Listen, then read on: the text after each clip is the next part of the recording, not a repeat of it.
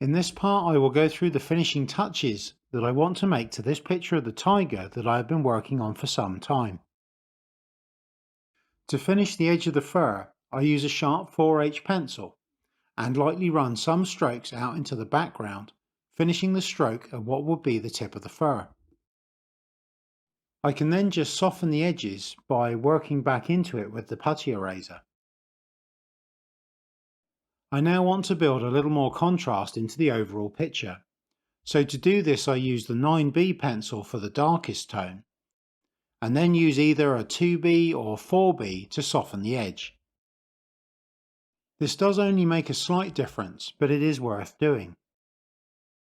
Also as well, it is inevitable that as you work over a picture, your hand will touch in some places, and this will also have the effect of softening some tones.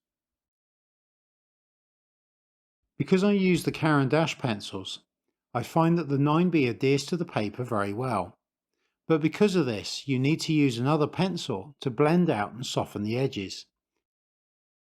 Whereas if you are using another maker pencil, you could just use a blender to do this. Different makes of pencils all work differently, so it is just a case of getting used to the products that you use.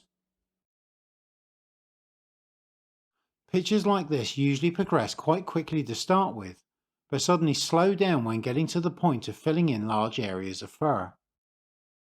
It is always nice to get to this stage, where you can work over the whole picture, making any slight alterations and building in the last bit of contrast. With a picture of this size, it can be quite difficult to keep areas such as whiskers clean, so they do generally need a bit more attention to clean them up, and this can be done with a putty eraser with a fine point rolled on the end. Or for more extensive cleaning, as I am doing here, you can use an electric eraser. This can also be used to make more extensive alterations if you need to get back to clean paper.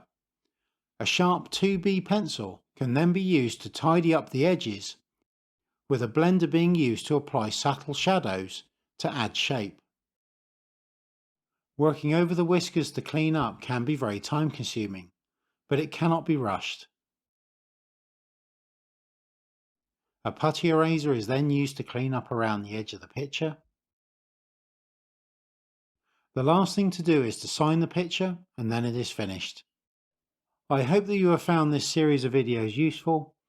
I will post a short time-lapse video of this picture being drawn later this week, and once I have done this I will put a link in the description below. Thank you for watching, and I will see you in the next one.